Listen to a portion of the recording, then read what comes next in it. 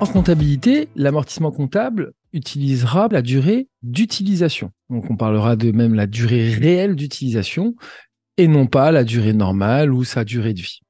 Le point de départ de l'amortissement est la date de mise en service de l'immobilisation, c'est-à-dire la date à laquelle elle commence à être utilisée par l'entreprise, à consommer les avantages économiques futurs. Lors de la première année d'amortissement, l'amortissement est calculé en fonction du prorata temporis. En effet, puisqu'on va acheter l'immobilisation en cours d'année, eh bien, on n'amortira que partiellement l'année en fonction de sa date de mise en service. Et à ce moment-là, il y aura un travail à faire, un petit calcul à effectuer qui est le prorata temporis. En comptabilité, on considère qu'un mois dispose de 30 jours, par mesure de simplification, et qu'une année dispose de 360 jours. Ainsi, par exemple, pour le 28 février, on comptera 30 jours moins 28 qui fait 2, plus 10 mois complets à 30 jours, ce qui fait un total de 302 jours sur 360. Pour le 17 septembre, on comptera 30 jours pour le mois de septembre, moins 17 jours consommés. Donc, il ne reste plus que 13, plus 3 mois fois 30 jours, ce qui fait 103 sur 360. Pour le 27 octobre, on comptera le 30 moins le 27, ce qui fait 3 jours, plus 2 mois complets pour novembre et décembre, ce qui fait 63 jours. Pour le 5 décembre, on prendra que 25 jours du mois de décembre sur 360 jours. Ainsi, on fait un prorata temporis, on proratise l'année et on ne prendra pas l'année complète. Lors de la première année d'amortissement, ainsi, l'amortissement calculé via le prorata temporis sera égal à la formule suivante, base amortissable multipliée par le taux d'amortissement multiplié par le prorata temporis.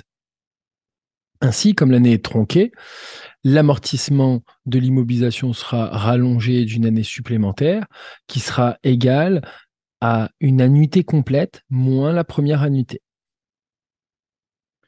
L'annuité complète est égale à la base amortissable multipliée par le taux d'amortissement. Et enfin, la valeur nette comptable de l'IMO va correspondre à sa valeur brute et pas sa valeur amortissable, pas sa base amortissable, moins les amortissements cumulés et les éventuelles dépréciations. Le taux d'amortissement d'une immobilisation est égal à 100 divisé par le nombre d'années d'amortissement, donc la durée d'utilisation réelle dont on a parlé il y a quelques instants. Pour 5 ans, on fera bien 100 divisé par 5, ce qui fait 20%, et on utilisera pour nos calculs de préférence un cinquième lorsqu'on va le présenter dans des copies.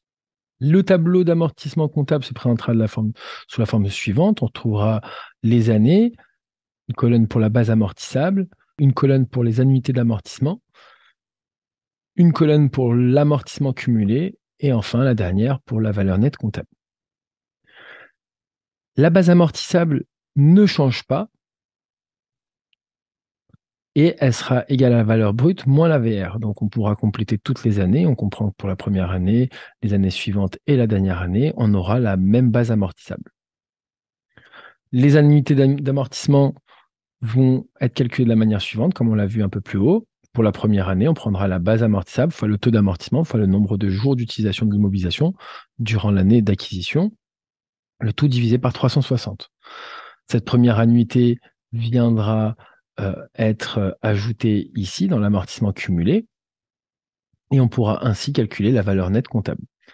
La valeur nette comptable sera bien égale à la valeur brute et non pas à la base amortissable. N'oubliez pas, hein, il y a une différence entre la valeur brute et la base amortissable comptable. Diminuer des amortissements cumulés. Les années suivantes, on fera des annuités complètes, donc l'annuité sera égale à la base amortissable multipliée par le taux d'amortissement. On continuera à alimenter le cumul. Donc, l'année suivante, eh bien, on prendra le cumul antérieur auquel on ajoutera l'annuité d'amortissement, ce qui nous permettra d'obtenir le cumul des annuités d'amortissement de l'exercice. La valeur nette comptable se calculera toujours de la même manière et on fera autant de lignes qu'il y a d'années complètes. La dernière année, lorsqu'on a une acquisition en cours d'exercice, en cours d'année, eh bien, elle sera égale, l'annuité sera égale à la différence entre une annuité complète moins la première annuité. Le cumul des amortissements doit être égal à la base amortissable pour la dernière année, lors du dernier exercice. On pourra vérifier nos calculs comme ça. Donc la base amortissable doit être égale, enfin le cumul des amortissements doit être égal à la base amortissable. Et enfin, la dernière année, on devra retrouver pour valeur nette comptable la valeur résiduelle.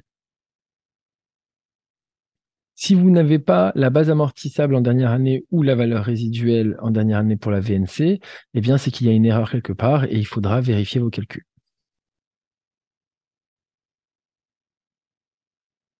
On procédera à l'enregistrement de l'amortissement chaque année, à chaque fin d'exercice. C'est une obligation, qu'on soit déficitaire ou bénéficiaire, eh bien, il faudra passer l'amortissement. Donc, l'amortissement comptable n'est pas optionnel, il sera passé quelle que soit la situation du résultat de l'entreprise. Le compte d'amortissement, eh bien, on retrouvera un 8 en deuxième position du compte d'immobilisation, ce qui permettra de signifier que c'est le compte d'amortissement de ce compte d'immobilisation. Par exemple, avec ce compte de 21,54 qui concerne le matériel industriel, eh bien le compte d'amortissement de ce dernier sera le 28,154. On incruste en deuxième position le 8, ce qui signifie que c'est le compte d'amortissement de cette immobilisation. L'enregistrement sera effectué de la manière suivante. À chaque fin d'exercice, au 31 décembre, eh bien, on passera un 681,1, une charge qui frappera donc le résultat du montant de l'amortissement calculé un peu plus haut dans le tableau.